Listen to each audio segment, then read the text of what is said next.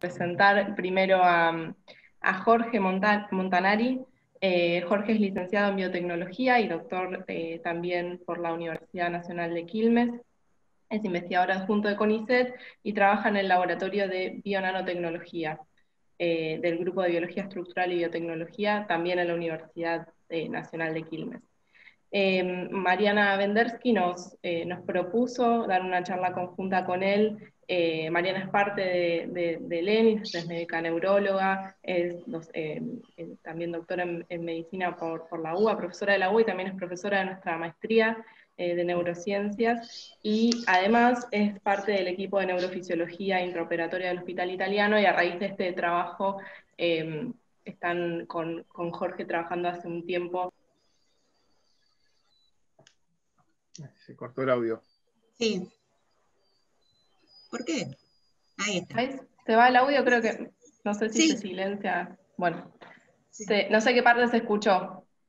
Casi todo. Nada. Bueno, Sí, está todo. bien. Bueno, los dejo a ustedes y a los que no lo escucharon antes, invito a que está colgada la charla de la semana pasada, que fue una charla de Pablo Gleiser, en la que nos introdujo en el mundo de los robots y estas cuestiones sobre las que hoy Mariana y Jorge van a continuar. Así que bueno, adelante. Bueno, muchas gracias. Les voy a compartir. Ay, ¿qué hice? Espera. Bueno, ¿ahí la ven? Sí. Sí. Bueno, esta charla en realidad salió el otro día a raíz de la discusión de los robots y de los robots quirúrgicos y qué era eso, parecía como una cosa de ciencia ficción. Y bueno, me acordé de esta charla que dimos el año pasado con Jorge. Fue una cosa un poco loca porque se la dimos a un grupo de economistas, no científicos, para mostrarle cosas novedosas que estamos haciendo. Así que, bueno, me acordé de esta charla, me pareció que estaba bueno para contarles esto. Parece una charla de ciencia ficción. Bueno, acá lo que nos dijo Jimeno, somos dos productos de la universidad pública, nosotros dos, esto ya es nuestra presentación. Pero bueno, como les decía, parece una charla que fuera de ciencia ficción, pero si uno lo piensa, piensen en un día de su vida. Acá yo veo gente que trabaja con cosas muy locas, lo veo a Matías que hace estimulación cerebral profunda, por ejemplo. Veo antropólogas que están haciendo trabajos con neuroimágenes. Ejemplo, un día normal en la vida de nosotros, Jorge va a su laboratorio y hace unas cositas muy chiquitas que ni siquiera se ven, que se adivinan, pero que transportan drogas y cosas, ya les va a contar él. Yo no me pongo una cosa de realidad aumentada, pero pongo sí, tengo una aspiradora robot, sí. Pero bueno, y voy a un quirófano donde le conecto 1000 aparatos a una persona que está en coma farmacológico para asegurarme de que su sistema nervioso funcione durante toda la cirugía.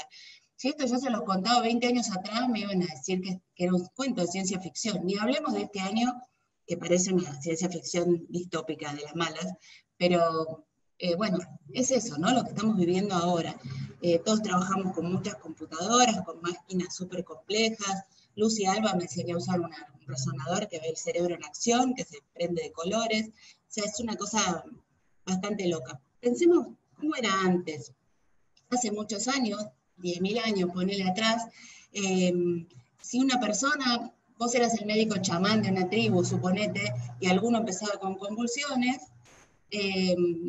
la ocurrencia que tenían era quizás hacerle un agujerito en la cabeza, ¿no? Bueno, y a veces les iba bien, no sé si le curaban la epilepsia, pero bueno, esa era la neurocirugía primitiva, ese es un poco el pensamiento científico hasta hoy, ¿no? No sé qué tiene, pero vamos a hacer un agujero a ver qué podemos hacer para curarlo. Y de hecho, bueno, ya lo dirán Paula, Mariana, que andan por ahí, y las antropólogas, que han encontrado cráneos con estos agujeros de trépano bien cicatrizados, o sea, la persona no murió de eso, sobrevivió a la neurocirugía esa primitiva. No sabemos qué pasó con su epilepsia, pero bueno, evidentemente sobrevivió.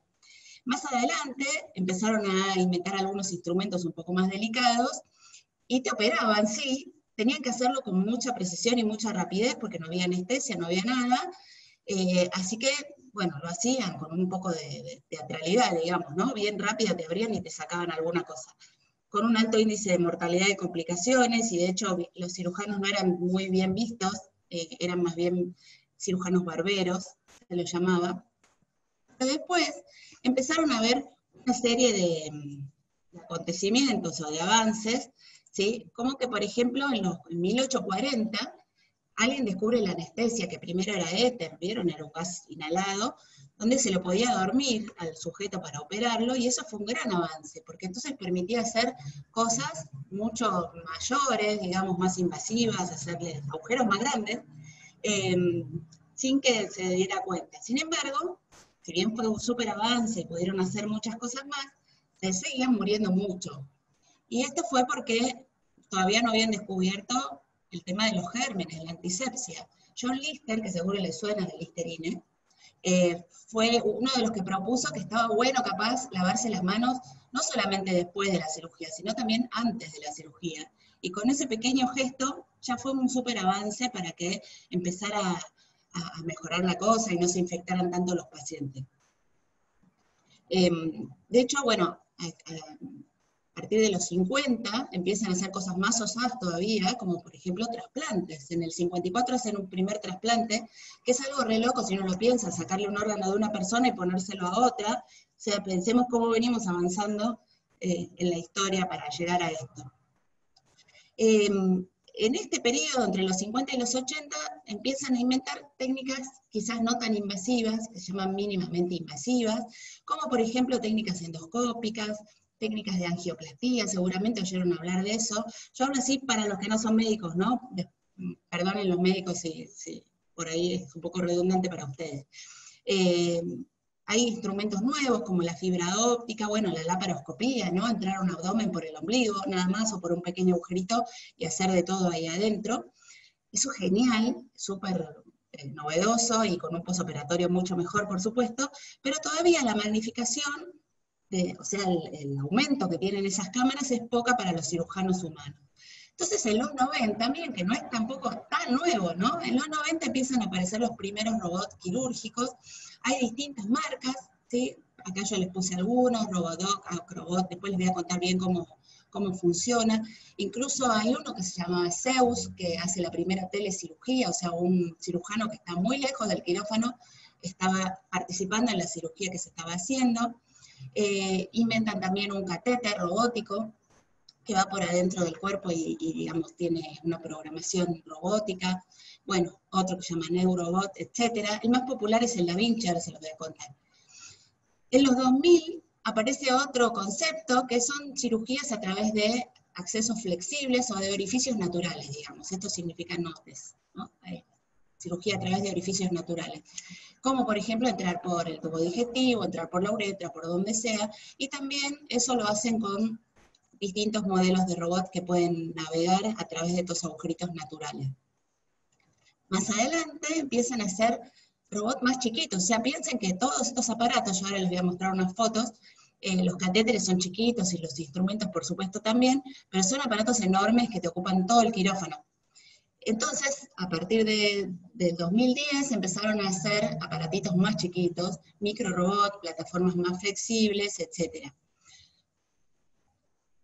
Por ejemplo, bueno, les muestro lo que son los procedimientos endovasculares para el que no está familiarizado. Supónganse que tienen un trombo en una arteria, uno entra con un catétercito, ¿sí? Que es una especie de sacacorchos, y lo saca.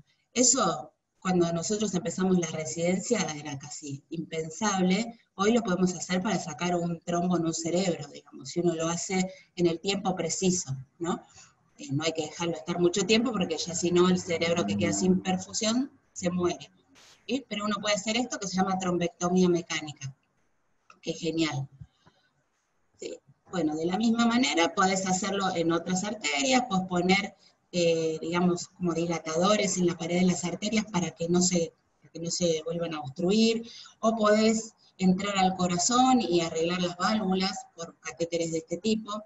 ¿Sí? O también podés arreglar aneurismas de cerebro. Vieron, el aneurisma es como una bolsita que se forma en una arteria, en la pared de una arteria, en general en las partes que se bifurca. Entonces, en vez de abrirle la cabeza, puedes entrar con un catéter y rellenar esa bolsita de alguna sustancia, parecida a la virulana, para que se den una idea, y de esa manera evitar que esa bolsita de sangre arterial se rompa y sangre. Y también hay procedimientos de endoscopía. Por ejemplo, esto que les muestro ahí con la flechita, seguro mis alumnos de la maestría lo tienen muy claro, es el acueducto de Silvio, ¿sí? Esto sería lo normal, que tiene que circular líquido por acá. Fíjense que en este está tapado, y entonces hay todo un problema, ¿no? Se acumuló líquido, tiene una hidrocefalia masiva esto. Y, a ver, no quiere funcionar, ahí está. ¿Sí? Uno puede entrar al ventrículo, o sea, toda esta zona negra es ventrículo cerebral, puede entrar con un catétercito y destapar esa obstrucción, sin necesidad de hacer algo demasiado loco e invasivo, ¿sí? Es un procedimiento endoscópico, miren qué fácil que lo soluciona. No les quise mostrar muchas cosas sangrientas, esto es lo más sangriento que van a ver, les prometo. Para los que no son cirujanos ni médicos. Bueno, la ventaja que tienen las cirugías estas mínimamente invasivas son, por supuesto, si uno compara, ay, perdón, les dije que era lo más sangriento y había una cosa más sangrienta. Bueno, si uno compara una cirugía convencional, pónganle de columna, ¿sí? Así, cielo abierto, con martillos, escoplos, cosas, sangre por todos lados. Contra esto, ¿sí? Agujeritos chiquititos, hacen el mismo procedimiento exactamente, bueno, ni hablar, qué es lo que uno va a elegir, ¿no? Lo mismo pasa en la neurocirugía, uno también puede hacer un procedimiento súper abierto, así, o entrar por un agujerito chiquitito, con mucha más seguridad. Sí, por supuesto, esta gente sangra menos, le duele menos, podés operar a gente muy gorda, o muy vieja, o que tenga alguna comorbilidad, no es lo mismo bancarse una cirugía de estas que un agujerito así. ¿Sí? El tiempo de internación cae, ¿sí? Hay menos complicaciones de todo tipo, menos infecciones y demás. Bueno, ahí hay distintos sistemas de robots. Hay un sistema que son sistemas supervisados, ¿sí? El cirujano primero hace todo un plan quirúrgico en una computadora, ¿sí? Por ejemplo, toma las imágenes del paciente, la tomo, la resonancia, etc. Después se lo descarga al robot, y el robot hace el procedimiento, pero con la supervisión del cirujano, ¿sí? Esto está bueno para, por ejemplo, ustedes seguramente oyeron hablar del Gamma Knife o del Cyber Knife. Hay otros robots que se llaman Neuromed, Pathfinder, ahora hay otro proyecto que se llama Robocast, que son para posicionamiento automático. Uno le da las coordenadas y te las busca y te las pone donde querés. Hay otros sistemas que son telequirúrgicos, no necesariamente tiene que estar en otro país, ¿no? Puede estar en el mismo quirófano, pero alejado del paciente, donde el cirujano tiene una consola parecida a una Play, ¿no? Con una interfase que tiene sensación, ¿no? En esta no tenía sensación de ningún tipo, sino que pone un programa y el robot lo hace, y acá es como que él va sintiendo como si estuviera realmente en el paciente. Es una interfase que se llama áptica. ¿Sí? También tiene una imagen en tiempo real, pero está lejos, relativamente lejos, y el robot es el que va haciendo el procedimiento. El Da Vinci funciona así, ¿sí? Tiene un nombre muy curioso que es de amo y esclavo, no sé por qué les pusieron ese nombre, los cirujanos son extraños. Y entonces, bueno, el robot lo que hace es reproducir lo que el cirujano está haciendo adentro del paciente, ¿sí? Con mucha, digamos, con mucha precisión. Imagínense que la magnificación de eso es súper grande, así que lo puede ver tranquilamente. Y bueno, hay otros sistemas de control compartido donde hay una máquina que le ayuda al cirujano a operar mejor. Por ejemplo, le saca el temblor, ¿sí? Para cirugías oftalmológicas, imagínense, o neurocirugías muy delicadas, están buenos estos. Acá les muestro fotos de algunos de estos robots, ¿sí? Bueno, fíjense cómo son, que funcionan con algún marco estereotáctico. Nosotros las mismas coordenadas que usamos en Rezo se las puedo poner ahí, ¿sí? Bueno, distintos tipos, fíjense cómo está el cirujano siempre mirando como una especie de realidad virtual de lo que está pasando con su paciente. Estos son los bracitos, los instrumentos que usan los robots. Este es el que tenemos en el hospital, que se llama Da Vinci. Se usa principalmente para cirugías de próstata. Vieron, la próstata está metida en la pelvis, adentro de todo, es difícil llegar, es una cirugía que puede hacerse por vía transuretral, pero siempre trae muchas complicaciones, porque es muy chiquita, delicada y llena de estructuras alrededor, y bueno, con el Da Vinci lo que hacen es minimizar todos esos riesgos, digamos. Ven que el cirujano está ahí, no es que puso al robot a trabajar y se fue a tomar un capuchino, está trabajando ahí, pero el robot hace que se haga mejor. Pero luego hay otros que van por orificios naturales o que son endovasculares, ¿sí? Que son, por ejemplo, robots para las arterias del cerebro, ¿sí? O catéteres, o cuestiones que van por la laringe. Hay incluso robotitos que se tragan y van al tubo digestivo, ¿sí? Una cápsula que uno lo traga y después hace lo que tiene que hacer. Y así, hay un montón de modelos de robots. ¿Qué ventaja tienen? Bueno, para empezar, el error humano, ¿no? El mejor cirujano se puede equivocar, o le puede temblar la mano, o lo que sea, ¿sí? Puede tener un mal día. Y entonces te minimiza toda esa cosa, ¿no? Imagínense que se puede usar para cualquier tipo de cosas, para tumores, uno puede planificar y llegar a un tumor que está inaccesible, que antes no se podía operar, con este tipo de planificación y de robots. Bueno, para epilepsia, obviamente, imagínense las opciones que son buenas, ¿no? También para lugares que no son muy accesibles o sí van a ser neuromodulación en epilepsia, por ejemplo. Como les contaba, para los aneurismas, para cualquier cosa. Sí, acá les muestro un ejemplo de lo que es la estimulación cerebral profunda para el Parkinson. Para esto a veces usan un robot que se llama Rosa. ¿Sí? En realidad requiere de una planificación muy minuciosa previa a la cirugía, con todas las coordenadas de dónde van a entrar, el lugar donde tienen que entrar, como para que se den una idea de los que no tienen conocimientos de neuroanatomía. Imagínense que tienen que llegar al carozo de un durazno sin tocar nada de lo que hay alrededor. ¿Sí? Es así de difícil. Bueno, y esto lo logran, ¿sí? ¿Dónde es el punto preciso donde tienen que entrar para poner el electrodito en ese lugar tan profundo dentro del cerebro? Ahí está el Rosa en acción. Les muestro lo que obtiene esta cirugía. Estos videos me los pasó el doctor Adamek del Hospital Posadas, que también es hospital público. Ay, a ver, perdón. Esperen un cachito, voy a dejar de... así se las puedo pasar. Ahí está, miren. Este es un paciente con un Parkinson terrible, muy avanzado, antes de la cirugía. ¿Sí? Fíjense que está súper incapacitado. Lo que hacen en el Posada, porque es un hospital público, a ver, sí, ahí está el doctor Adamek revisándolo al paciente, que está súper rígido, con temblor, con todo. El Posada no tiene a veces estimuladores, porque son muy caros, pero lo que sí tiene, ven, es una manera de lesionar el núcleo que le está produciendo esto. Es un tipo de cirugía, pero las coordenadas son las mismas. ¿Vieron? El después del paciente, ¿sí? Y acá tienen otro, más o menos parecido, preoperatorio.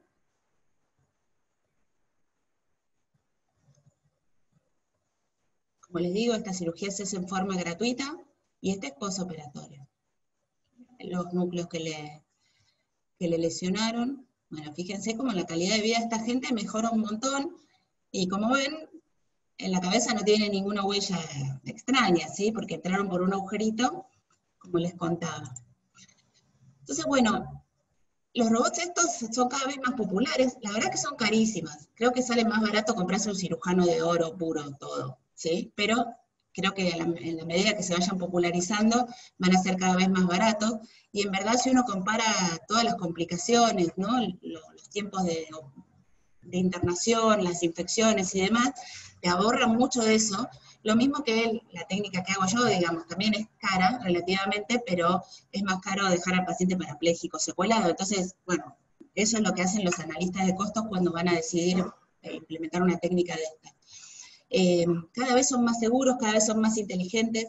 A los cirujanos en general no les gusta el tema de no tener ese feedback sensorial, pero se están tratando de implementar en los distintos canales. Ponen también sistemas de realidad aumentada, pero también tienen un límite. Así que, bueno, ahora los dejo en un mundo mucho más chiquito con Jorge.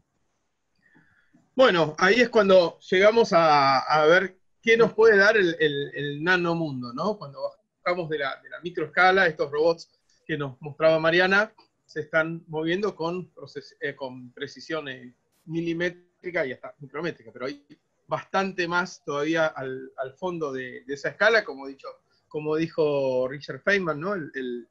Cuando predijo que se venía el nanomundo. Mariana, yo te voy pidiendo pases. Bien, dale. Pasamos a la siguiente entonces.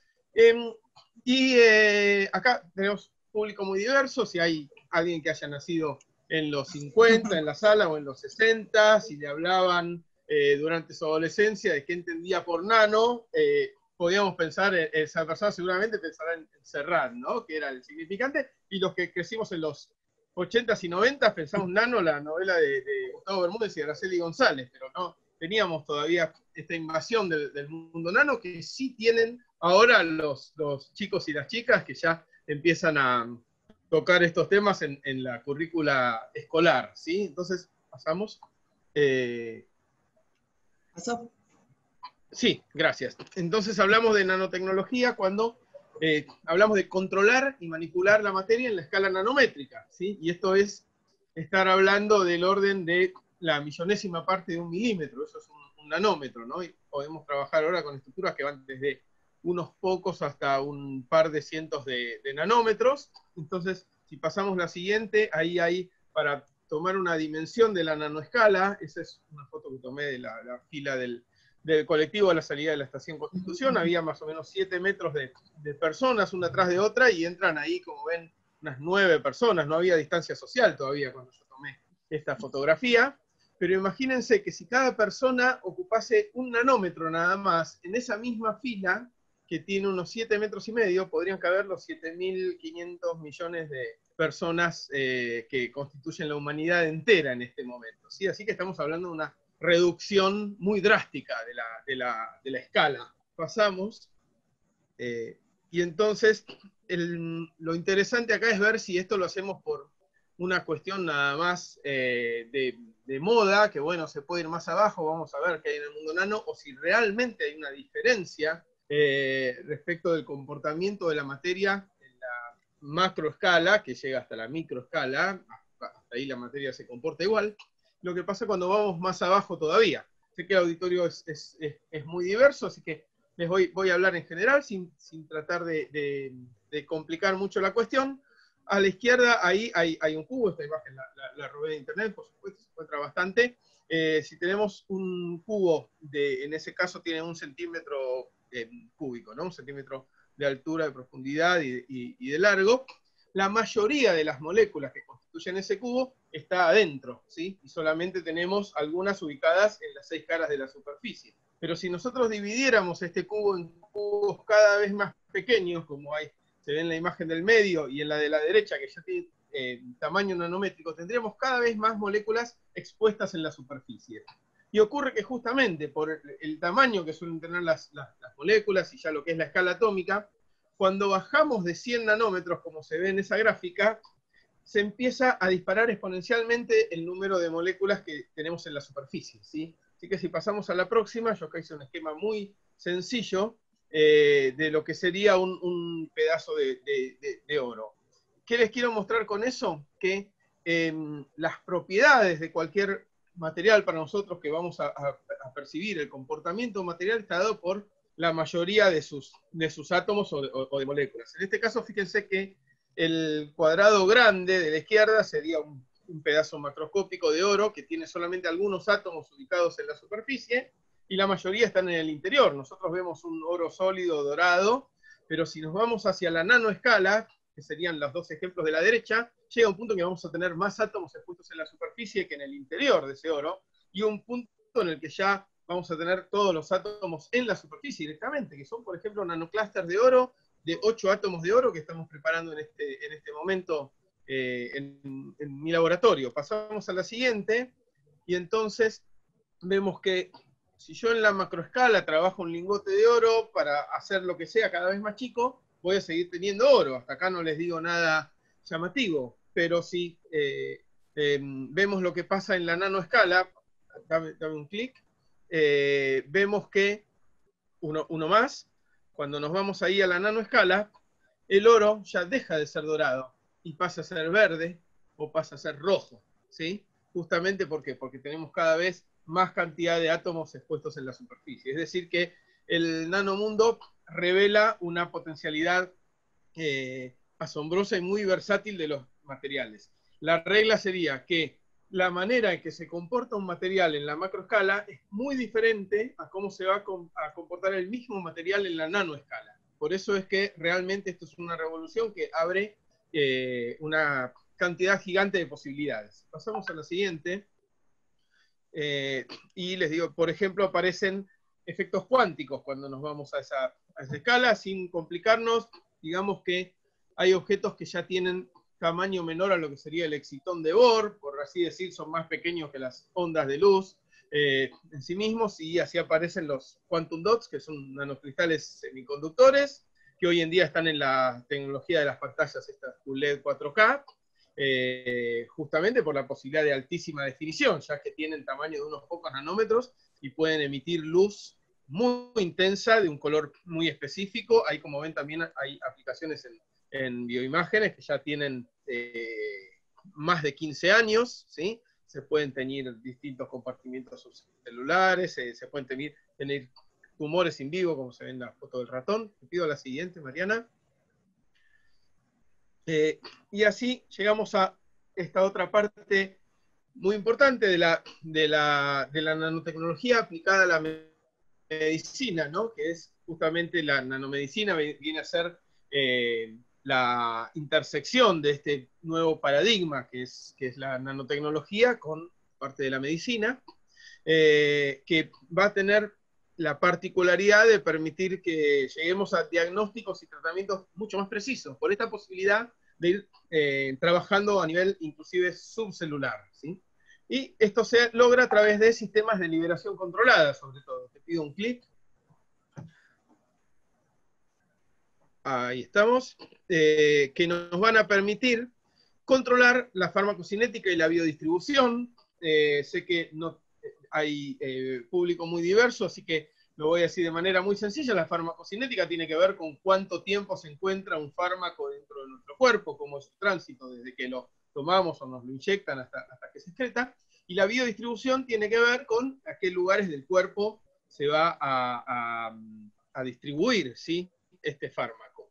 Y la posibilidad de controlar, tanto en tiempo como en espacio, esas dimensiones del tránsito del fármaco por nuestro cuerpo, van a incidir en poder disminuir o eliminar incluso los efectos colaterales, que como saben a veces son muy pero muy importantes, y hacen que haya ciertos fármacos que no puedan directamente ser utilizados, ¿sí?, en una terapia para uso humano. Entonces, de esta manera lo que apuntamos a hacer es lograr un mejor efecto a través de menores cantidades de principio activo, lo cual también es útil desde todo punto de vista, desde el económico también, ¿sí? Pasamos a la siguiente. Y entonces te pido que esperes acá, y ahora les voy a mostrar lo que viene a ser la aplicación de un fármaco convencional, ¿sí? Si yo quisiera llegar al hígado de esta persona, tengo que utilizar una cantidad bastante grande de droga, porque el fármaco se va a distribuir de acuerdo a sus características físico-químicas del organismo. Te pido un clic, y ahí lo que vamos a ver es que la droga se distribuye, llega al hígado. Ven que ahí hay dos pelotitas verdes en el hígado, pero también tenemos la droga que llegó a pulmones, al aparato digestivo, se distribuyó por todo el cuerpo. Bueno, ese mismo efecto que en el hígado podría ser benéfico de esta droga, en los demás órganos puede causar distintas toxicidades, ¿sí? Y por eso puede ser que sea perjudicial el uso de este fármaco, o que acarree unos efectos colaterales severos. Piensen que hay efectos colaterales tan sencillos como el de tomar una aspirina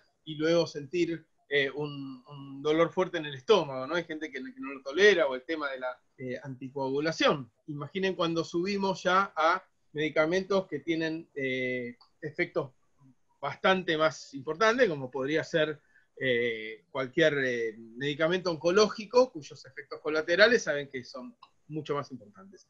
¿Cómo cambia este panorama cuando nos vamos a la nanomedicina? Te pido un clic, Mariana. Si nosotros ahora tenemos nuestro fármaco incorporado a un sistema de liberación controlada, que vendrían a ser esas estrellitas, esa cápsula roja que está alrededor de la droga, y le damos un clic, podemos ver que como controlamos la distribución en tiempo y en espacio del fármaco, vamos a llegar con la misma concentración que estábamos llegando antes al hígado. Pero ¿qué pasó ahora? Preservamos al resto del cuerpo de la llegada de ese mismo fármaco, ¿sí? Y entonces, además, en vez de utilizar una cantidad muy grande, porque antes todo el cuerpo, para alcanzar esa concentración tenía que inundar el cuerpo, ¿sí?, de fármaco. Ahora uso muchísima cantidad menos. Así que este es el principio básico de la liberación controlada de fármacos. ¿Cuál es el problema cuando hablamos de epilepsia y de los temas que más le importa al auditorio ante el que estoy hoy? ya se lo deben imaginar, la barrera hematoencefálica, ¿no? Así que ahí vamos a tener una dificultad extra. Te pido la siguiente, Mariana. El Ambisome, entonces, fue el primer medicamento de estas características, que es anfotericina B liposomal. Lo aprobó Gilead justo el 1999 aproximadamente. Pasamos al siguiente. Y tenemos entonces una diversidad de herramientas nanotecnológicas. Podemos decir que lo más apropiado no sería hablar de un método aplicable a cualquier enfermedad o a cualquier tipo de fármaco, sino que esto es más bien como una caja de herramientas, muy versátiles y diversas, ¿sí? Tenemos liposomas, nanopartículas metálicas, nanopartículas lipídicas sólidas, nanotubos de carbono, tenemos dendrímeros, que son todas estas estructuras que ahí les esquematicé, y hay muchas más, que funcionan como una caja de nanoherramientas. ¿Qué quiere decir esto? Que dependiendo de cuál sea mi target, cuál es el órgano al que quiero llegar, cuál es el tejido al que quiero llegar dentro de ese órgano, cuál es la población celular, cuál es el compartimiento subcelular al que yo quiera llegar y con qué droga, voy a elegir un distinto sistema de delivery, que me asegure que el fármaco pueda estar protegido, que no se libere antes de tiempo, que sea modulable su liberación una vez que llega al sitio blanco, ¿sí? Y todo esto lo voy a ir haciendo por un diseño inteligente y apropiado para cada situación diferente. Es decir, no hay una fórmula única. Pido la siguiente. Para mostrar nada más una aplicación que tiene que ver con restituir la comunicación entre neuronas. Un trabajo que está en desarrollo es un dispositivo, que lo llaman dispositivo nanocognitivo neuroprostético, ¿no? Que se basa en la simbiosis entre hongos y plantas, donde tenemos endomicorriza, que lo que hacen es permitir que se comuniquen dos plantas que están creciendo una al lado de la otra, pero que no se tocan entre sí, ¿sí? Y de esta manera, con nanobots, que en este caso son nanofilamentos, que pueden ser nanotubos de carbono o similares, se puede lograr la interconexión entre muchas neuronas que habían perdido su conexión natural, ¿no? Entonces, por ese lado, por el de restituir interconexión neuronal, hay mucho de lo que se viene. El problema, como dije antes, es cómo se accede ahí. Lo bueno es que todos estos dispositivos, que en este momento la enorme mayoría son experimentales, están en desarrollo, al ser tan pequeños, de repente pueden ser introducidos por un agujerito muy pequeño. Entiendo que seguramente con la colaboración de robots, como los que nos mostraba Mariana, y o a través de, aprovechando los orificios corporales en la cabeza. Pero existe el problema de la barrera hematoencefálica para hacer un delivery más convencional. Te pido la siguiente, Mariana. Entonces, otra manera de acceder al cuerpo, que es de lo que me especializo yo para mostrarles la versatilidad, ¿no?, de todos estos sistemas, es a través de la piel, que la piel tiene una parte superior. Te pido un par de clics que llenan la filmina esta. Ahí está. Tenemos una capa impermeable, que es el estrato córneo, que está en la parte superior de la piel, que son unas 20 filas de queratinocitos que están totalmente llenos de queratina y forman una capa muy impermeable que dificulta el acceso a cualquier sustancia al cuerpo. Y entonces nosotros lo que tratamos de hacer, te pido la siguiente, es diseñar herramientas en particular que permitan sortear esta barrera, y te pido un clic para mostrar que un liposoma convencional quedaría ahí en la superficie estancado, mientras que un liposoma transformable, que es en lo que trabajo yo mayormente, te pido otro clic, lo que puede hacer es cambiar su forma y atravesar esos pequeños nanocanales que hay entre las distintas filas de corneocitos para ir abriéndose paso a través del estrato córneo, y así, dependiendo del tamaño y de cómo esté unida la droga que tenga, podemos lograr una liberación sistémica o acceder a la actividad viable de una manera efectiva por un método que es bastante amigable y que no tiene nada de invasividad. ¿Sí? Ya no estamos hablando de aplicar una jeringa, sino simplemente apoyar una formulación sobre la piel de modo no oclusivo, o sea, tirar unas gotitas y esperar que esto entre. La siguiente. Perdón, se escucha entrecortado, no, pero se escucha más o menos, es por momentos nada más. Bueno, voy a seguir. Y otra posibilidad que tenemos es ver con un microscopio confocal de fluorescencia distintos planos en el eje Z para ver cómo se distribuye nuestra droga. Es decir, tenemos posibilidad de reconstituir el camino de estos nanosistemas en 3D. Te pido la siguiente, Mariana. Esto sería un video tomado desde la superficie y entrando desde que le des clic, si es que anda esto así. Ahí está.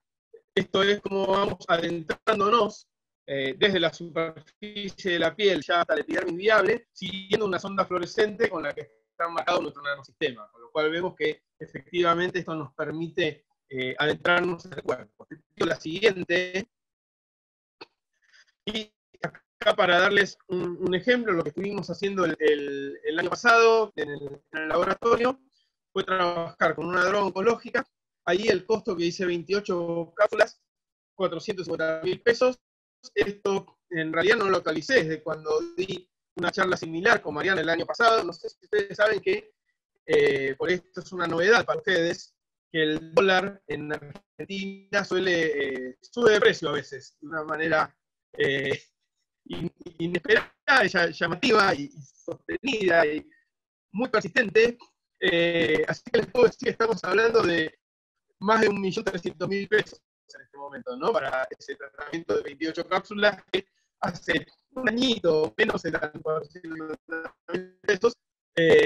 Lo que podemos ver que de un modo u otro estamos hablando de aproximadamente $10.000 por mes para un tratamiento que incluye únicamente 28 cápsulas, ¿no?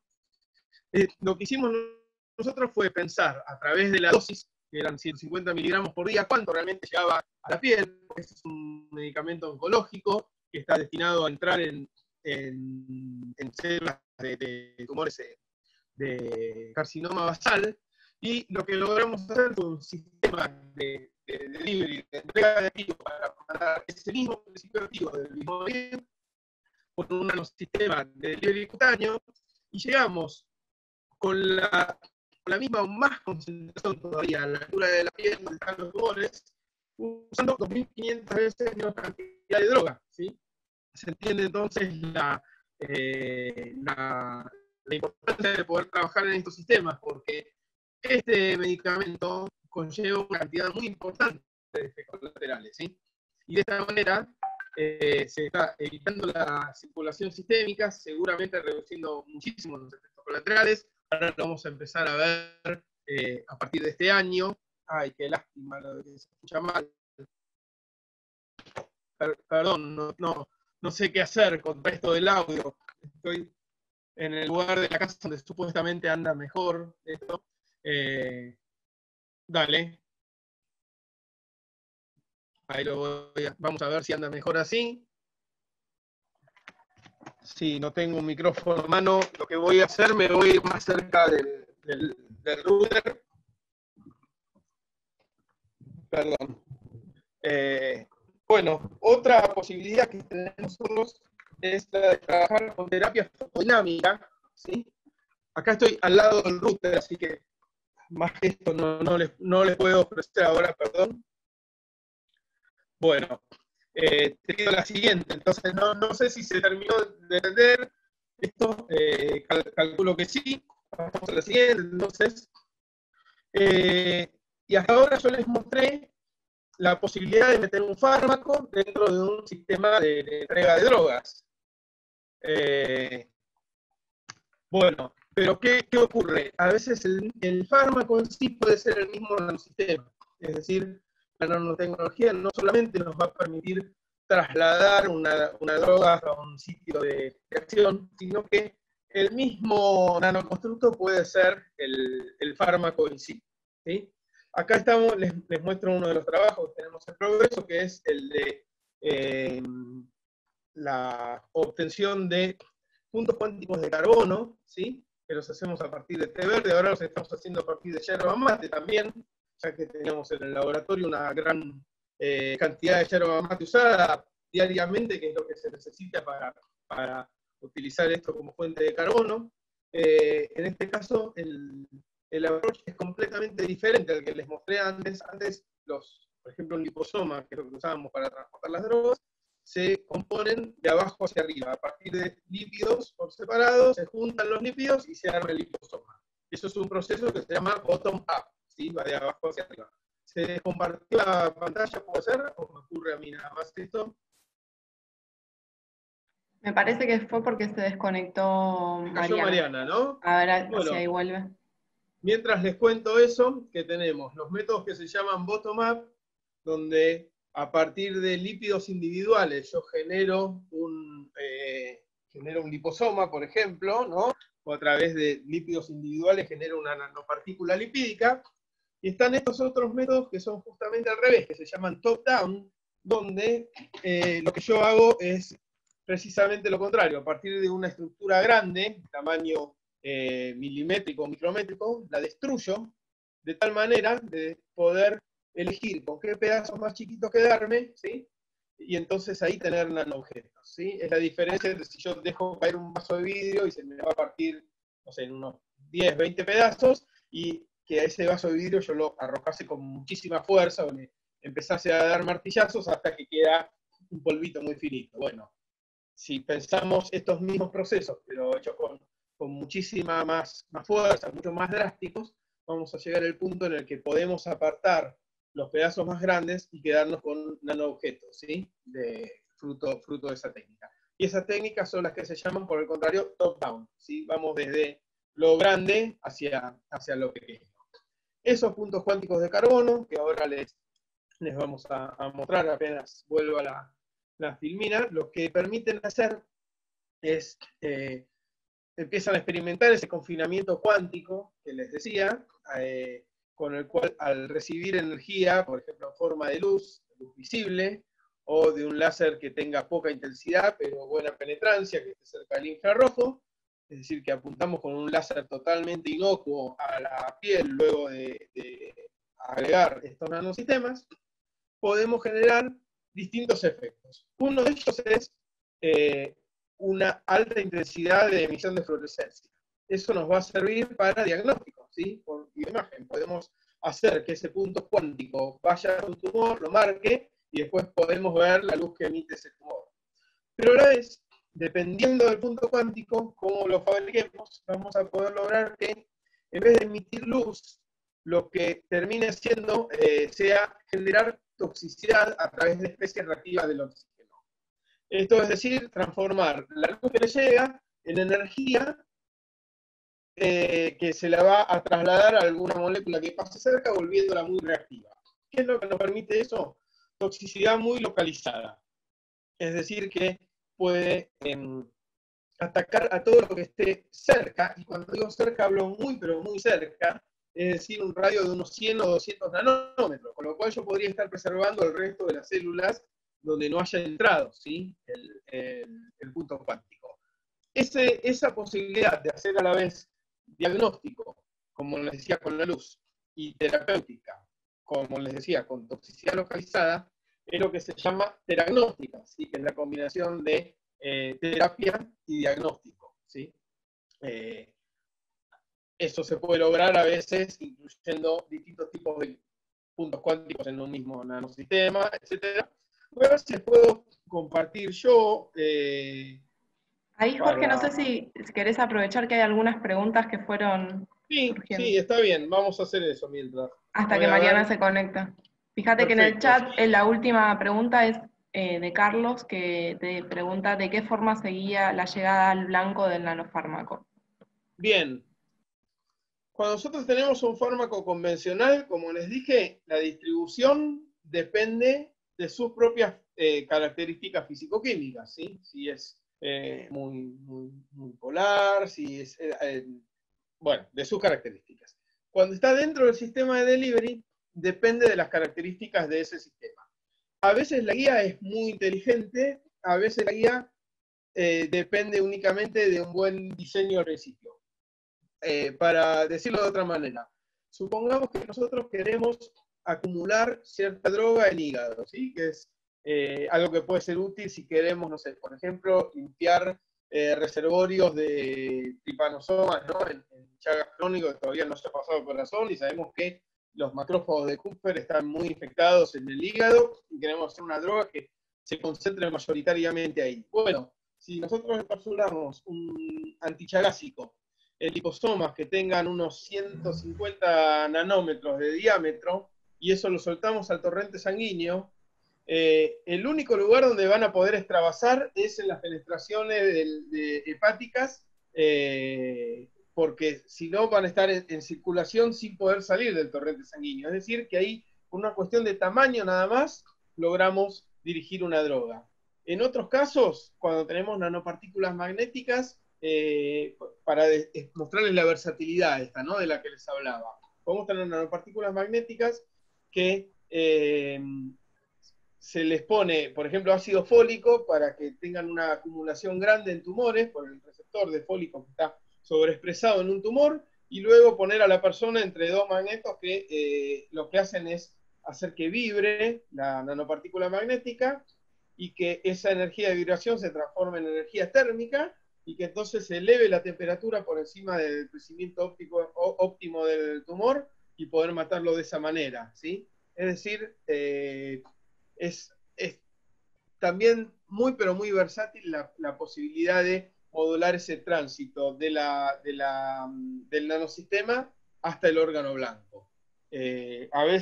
Muchas veces tiene que ver con cómo funcionalizamos el exterior de ese nanosistema, es decir, qué señales le ponemos para que sean captados preferentemente por ciertas células que tienen sobreexpresados receptores para esas señales que le ponemos. A veces simplemente con pegilar, que es agregar PEG sobre la superficie de un liposoma, lo que logramos es, por ejemplo, evitar la acción de las proteínas séricas, que están siempre tratando de limpiar cualquier cosa que esté entrando al torrente sanguíneo, ¿no? De opsonizar esa estructura que entró y limpiarla. Bueno, si nosotros le agregamos esa especie de coraza de polietilenglicol a un liposoma, vamos a hacer que sortee ese clearance rápido que se haría por las proteínas séricas y tener en circulación durante mucho más tiempo el sistema. Vuelvo acá, esto es lo que le decía antes de los puntos cuánticos que sirven para hacer teranóstica. Podemos pasar a la siguiente.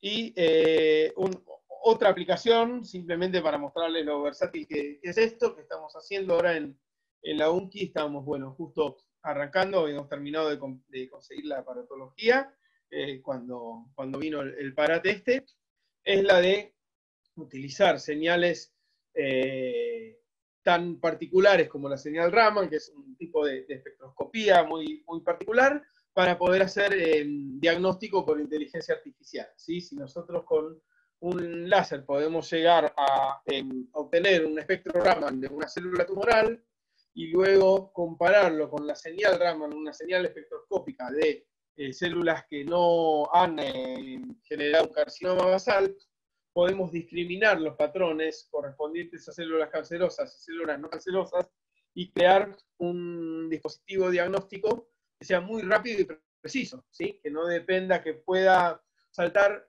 quizá no lo que sería una biopsia, que sería confirmatoria, pero sí la primera, no me sale el nombre exacto de la inspección ocular, una dermatoscopía, ahí está, nos permitiría saltar una dermatoscopía que depende siempre del ojo entrenado, ¿no? Del médico o la médica que esté haciéndola y que tiene una gran cantidad de falsos positivos y de falsos negativos. Esto permitiría comparar con una base de datos a partir de, por ejemplo, un centenar de pieles sanas y un centenar de muestras de cáncer, discriminar rápidamente si el patrón Raman que entra corresponde a un grupo o a otro y poder dar una respuesta rápida. Y también lo estamos haciendo para otro tipo de enfermedades de la piel. Le pido la próxima, Mariana, y acá ya casi terminando, que les hablo de nanosensores, este es un artículo hiper reciente, aparecido ahora en Nature Nanotechnology, que es un nanosensor que está construido de la siguiente manera. Es un material mesoporoso. Cuando hablo de mesoporosos, imagínense una esponja. Vieron que la esponja, como tiene mucha superficie de contacto, al tener las burbujitas, los agujeritos, puede absorber mucha agua, ¿no? Bueno, imagínense si tuviese nano agujeritos, ¿sí? La potencialidad de un mesoporoso es enorme, porque podría, yo con una esponja mesoporosa, podría prácticamente volcar un balde entero de agua en el suelo, apoyar esa esponja y que chupara automáticamente toda el agua, ¿sí? Bueno, este mesoporoso lo que tiene es una membrana permeable a potasio y una sonda fluorescente en el interior, con lo cual puede detectar los niveles de potasio extracelular, que parece que es algo bastante útil cuando queremos monitorear ciertos problemas relativos sobre todo a la epilepsia. Y también podemos hablar de el que es la review que yo les recomiendo si quieren ver algo de nanotecnología, en especial para epilepsia. Todas las referencias conducen a esta review del 2009, ¿sí? De Benevitz, que es Nanotechnology for Delivery of Drugs to the Brain for Epilepsy, donde es la review de referencia, digamos, donde confluyen todas las distintas técnicas que se empezaron a probar aproximadamente de 2000 y 2002, apuntando a distintas futuras terapias para epilepsia. Le pido la siguiente a Mariana, es la última ya. Donde, nada, esta es otra review mucho más actual, es de junio del 2020, que, bueno, podríamos decir que tiene los últimos 10 años están recogidos ahí, y para hablarles de la versatilidad de estas nanoherramientas, les puedo decir, ya en fármacos que son directamente utilizados para epilepsia, podemos tener nanopartículas lipídicas sólidas con carbamazepina, nanopartículas poliméricas con beta-caroteno, que parece que yo me enteré en realidad preparando esta charla, pero que tiene su aplicación también. El beta-caroteno es mágico, ¿no? Es como la molécula comodín, lo usamos para muchísimas aplicaciones totalmente distintas. Bueno, también pusimos liposomal, amiloide liposomal, todos los liposomas para el cerebro tienen el problema que cuando entran al torrente sanguíneo son limpiados muy rápidamente, por eso, como les dije, hay que estabilizarlos y hay que a veces inclusive marcarlos con receptores que le permitan a toda la cantidad que se vuelca en el torrente sanguíneo, que haya al menos una pequeña proporción de ellos que logre atravesar barrera hematoencefálica y entonces sí así llegar al órgano blanco, ¿no? Que ese sería el mayor problema seguramente cuando hablamos de delivery para cerebro. Nanocápsulas de quitosano también hay, cargadas, perdón, ahí la verdad que me quedó un typo tremendo, con etosuximida, que bajan la descarga de la spike wave, ¿no? En un ataque de epilepsia, entiendo. Y en general, otra posibilidad muy interesante de las nanoherramientas es que pueden funcionar como un depósito para delivery sostenido, es decir, para una liberación prolongada bastante a lo largo del tiempo, que permita que a través de una única aplicación quede un reservorio de la droga que se puede modular para que se vaya liberando a lo largo de un periodo bastante largo de tiempo, y eso también se ve como algo muy promisorio en el delivery de antiepilépticos, ¿no? Que puede haber ya una reserva dentro del cerebro que, bueno, haya que recargarlo cada tanto, por así decirlo. Y por último, los dendrímeros, que son estructuras tridimensionales, muy versátiles e interesantes, son polímeros sintéticos que se puede detener su crecimiento en cierto punto y dejar un montón de bolsillos hidrofóbicos en su interior, donde uno puede pegar ciertas drogas, y un exterior hidrofílico donde puede pegar otras. Y hay una manera muy interesante de mandarlos en nanomedicina hacia el cerebro, que es a través del nervio olfativo, ¿sí? Así que se puede instilar por medio de un PAF, tratar de mandarlos por la conexión directa que habría en el nervio olfativo y así llegar hacia el cerebro. Así que hay un montón en desarrollo, y seguramente muchas de estas nanoherramientas sean parte también de un futuro a corto o mediano plazo, ¿sí? La mayoría de todo esto que les mostré son desarrollos que no han llegado a etapas clínicas, pero también la terapéutica va muy de la mano de la medicina personalizada, ¿sí? Así que no es que por ahí la intención de esto son nanodrogas de uso masivo, sino la posibilidad de diseñar tratamientos en particular.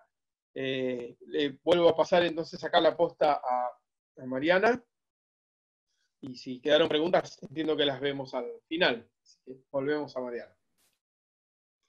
Sí, dejamos las preguntas y todo para el final, porque es muy cortita, es la última parte que nos queda de esta charla, que era la siguiente parte, que era la de interfase cerebro-computadora.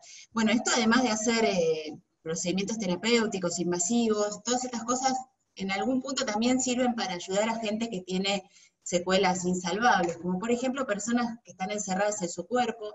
Ustedes seguramente conocen o oyeron hablar de físico Stephen Hawking, que se falleció el año pasado, que tenía una enfermedad incurable que se llama esclerosis lateral amiotrófica. Es una enfermedad que va paralizando los músculos de manera irreversible, hasta que, bueno, no se pueden mover. Él vieron que tenía un pequeño joystick ahí para mover lo que podía. Algunos necesitan asistencia respiratoria permanente porque no pueden mover tampoco los músculos de la respiración, tampoco pueden tragar, bueno, una cosa espantosa, pero la inteligencia está siempre preservada, y entonces se sienten encerrados adentro de su cuerpo. Y una de las cosas más copadas que hay para ellos y para ayudarlos son estos software que ellos miran, ven que tiene una pantallita ahí, este se llama Toby, pero hay otras marcas, Siri Bond y demás. Eso lo usan los pacientes de acá en Argentina también, con mucho esfuerzo se puede cubrir por el PMO también, así que es algo que les ayuda un montón. Entonces pueden comunicarse, pueden hablar, pueden mandar correos, pueden mandar textos, hacer lo que sea, y no se sienten tan encerrados, y eso es lo que usaba él. Vieron que hablaba con una voz como robótica, que era la voz que trae el sistema pregrabada, pero por ahí si vos ya sabés que tenés esto, hasta podés grabar tu propia voz, para que en el momento que la perdés, seguís hablando con tu voz. Otra cosa que se estuvo desarrollando es esto de mover cosas con la mente. Parece también, ¿para qué? Si vos, ciencia ficción, no me interesa. Bueno, tiene algunos desafíos técnicos, que es, como saben los que hacen epilepsia y electroencefalograma, que es que la corteza cerebral es muy grande y está muy plegada y no se puede llegar a todos lados. Entonces hay partes que quedan lejos de los electrodos. Mismo, no es un casco que uno se puede poner y sirve para todo el mundo, sino que hay alguna variabilidad individual, y que también las señales no son exactamente iguales, pero hay como un patrón básico. Entonces, en base a eso, inventaron un casquito como ese, que se llama Emotiv, por ejemplo, que sirve para mover. Fíjense, él está manejando toda la computadora con ese casco que tiene puesto en la cabeza, ¿no? Agranda el cubito, todo lo hace con lo que tiene en la cabeza, a partir de interpretar las ondas del electroencefalograma y convertirlas en algo vía Bluetooth, digamos, que la computadora puede hacer. ¿Para qué sirve esto? Aparte para jugar, que es muy divertido. ¿Para qué puede servir? Bueno, para que, imagínense, es también algo súper futurista, pero imagínense gente que ha perdido un miembro, ¿sí? Y de repente puede controlar un miembro artificial con la mente o con las pequeñas contracciones que tiene en el muñón. Y entonces, miren la mano, ¿sí? Tiene un movimiento como una mano normal. Eso, la verdad que es un golazo para alguien que perdió una extremidad, contar con una cosa así. Hay también exoesqueletos, hay piernas para gente parapléjica, ¿sí? Hay un montón de cosas que se pueden usar con esta tecnología. Bueno, entonces, como ven, no estamos viviendo en el medio de la novela de ciencia ficción. Lo que pensamos ambos, porque somos justamente frutos de la cosa pública, que estas conquistas científicas sobre la salud solo sirven si son accesibles al pueblo. Esa es una frase de Ramón Carrillo. Y bueno, acá les dejamos nuestro correo y estamos abiertos a preguntas, lo que les haya gustado. Bueno, muchas gracias Mariana y Jorge, súper interesante la charla. hay algunas preguntas que quedaron, yo creo que en parte, como las hicieron antes de que Jorge terminara, algunas medio que están respondidas, pero si quieren las retomamos y ustedes se fijan si quieren agregar algo. Sí. Sí. A Pablo le voy a decir que no sé en particular de psicofármacos con nanosistemas. No sé si hay algo para liberación de serotonina, pero lo único que sé es sí, el problema de mandar desde afuera, que está la barrera hematoencefálica, ¿no? Pero no sé si en particular algún trabajo ahí ya hecho. Y después me preguntaban cómo se determinaba la estrategia o la manera, claro, para que el nanofármaco llegue y no sea rechazado. Bueno, creo que eso por ahí ya quedó contestado, ¿no?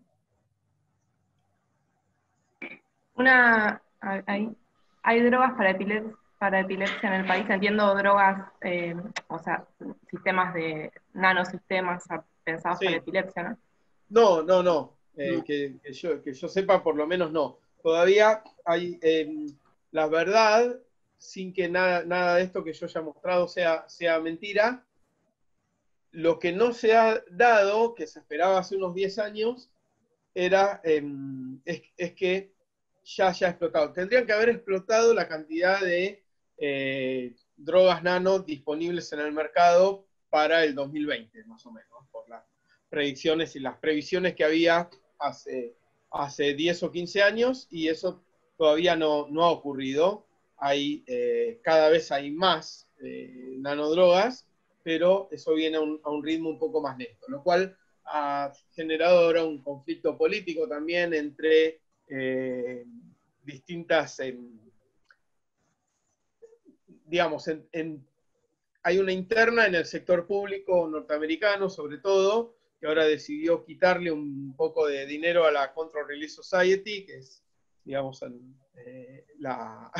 los que nuclean un poco todos la conducción de investigación en liberación controlada de fármacos, porque dijeron, bueno, esto viene más lento de lo que ustedes decían, y acá hay invertido dinero público-privado y no viene dando tan rápido los resultados que se esperaban. Así que en ese momento está en ese conflicto que quizá es peor todavía porque ralentiza más las cosas, pero van aumentando las patentes año a año y van aumentando la cantidad de drogas que se pueden conseguir en el mercado, pero no me consta que haya nada en particular para epilepsia en Argentina. Aclaro además que sí, epilepsia no es mi tema de trabajo, por lo cual conozco menos que por ahí para algunos tipos de cáncer y para Chagas y otras enfermedades. En relación con eso, yo te quería preguntar, Jorge, si, que un poco lo mencionaste, pero supongo que parte de estas nanopartículas o los nanosistemas, no todos tienen el mismo grado de toxicidad, ¿no? Sí. No sé si se hacen pruebas específicas para determinar esto, ¿cómo es el...?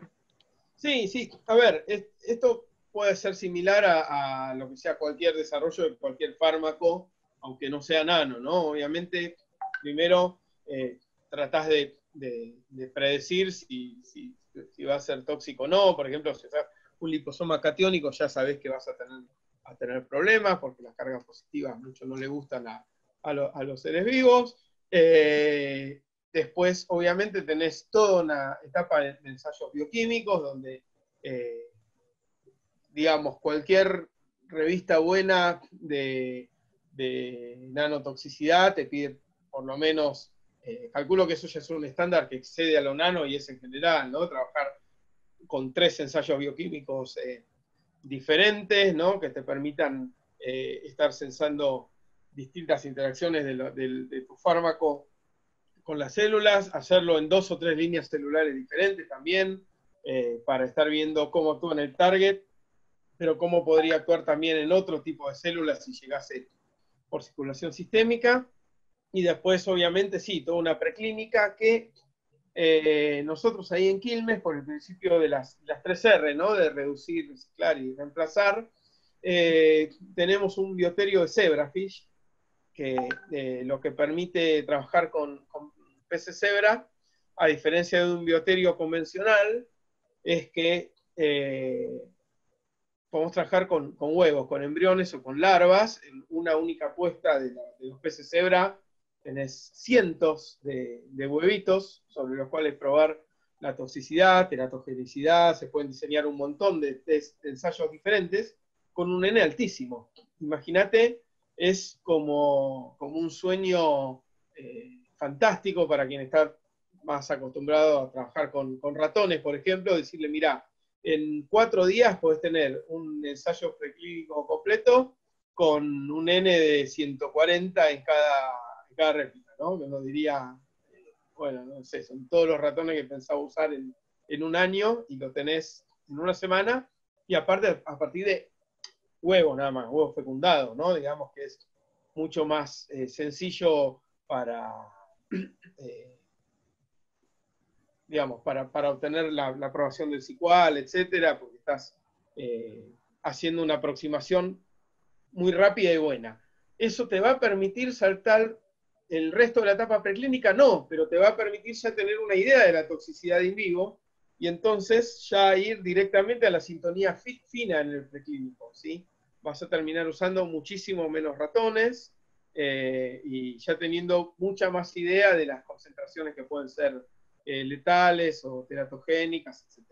Y la ventaja de Zebrafish, también para todo lo que tiene que ver con neurodesarrollo, es que te permite mucho hacer estudios comportamentales también. Nosotros tenemos un dispositivo que lo que tiene tiene 3 haces infrarrojos, que si pasa nadando, ahí ya trabajamos con la larva después de ser un embrión, cuando ya tiene motilidad y anda nadando esa larvita, ponemos en el medio nuestros nanosistemas y vemos cuánto altera el comportamiento de las larvas, ¿no? Y eso se va a ver por cuántas veces interrumpen ese haz infrarrojo que está ahí atravesando la piletita donde están nadando.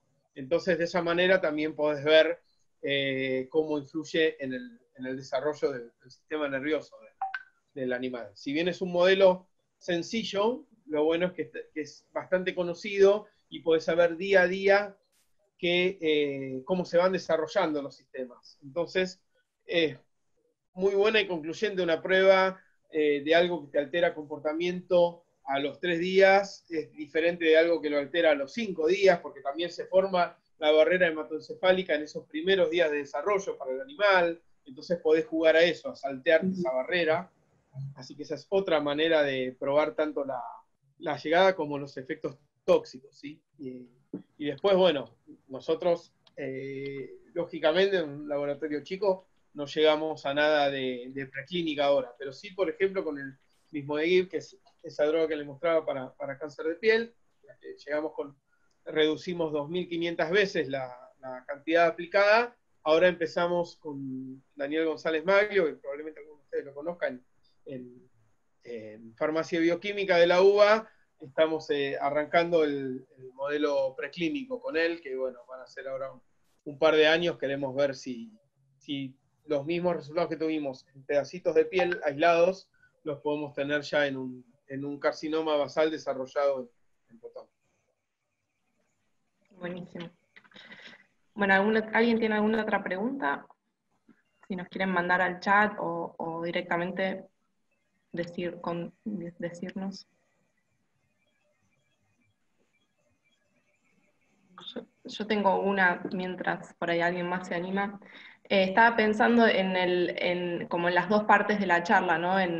Digamos, todo lo que mostró Mariana era bastante más macro, ¿no? Como que uno veía esos brazos gigantes operando, o está bien que al final se llegaba a partes muy chiquitas, pero como que el despliegue era más grande. Y pensaba si había algún modelo o algún desarrollo en el que se usaran específicamente esto, como nanosistemas o no sé cómo se podría llamar, en contextos de cirugía, ¿no? Para, no sé, por ejemplo, para hacer alguna de las intervenciones que contaba Mariana. Hay unos pero no se llaman nano, pero no son nano, porque no son del tamaño de lo que contaba Jorge. Sí, en realidad serían microbots. ¿no? Son robots muy chiquititos, Claro. como del tamaño de una capsulita o de un globulito, una pastillita anticonceptiva, ponele, que lo podés guiar, incluso los podés guiar desde la parte de afuera. Hay algunos que tienen, por ejemplo, partículas de hierro y los podés ir viendo con el resonador por dónde van y hacer que cuando lleguen al lugar que tienen que ir, hagan lo que tienen que hacer, que lo podés guiar desde afuera con estos sistemas de telemedicina. Esos están en desarrollo, están buenísimos, obviamente, porque se los puedes poner donde quieras, y un robotito de ese tamaño lo puedes poner, digamos, intratecal, si quisieras pasar la barrera hematoencefálica, ¿no? Lo pones por el líquido cefalorraquídeo que vaya flotando por ahí.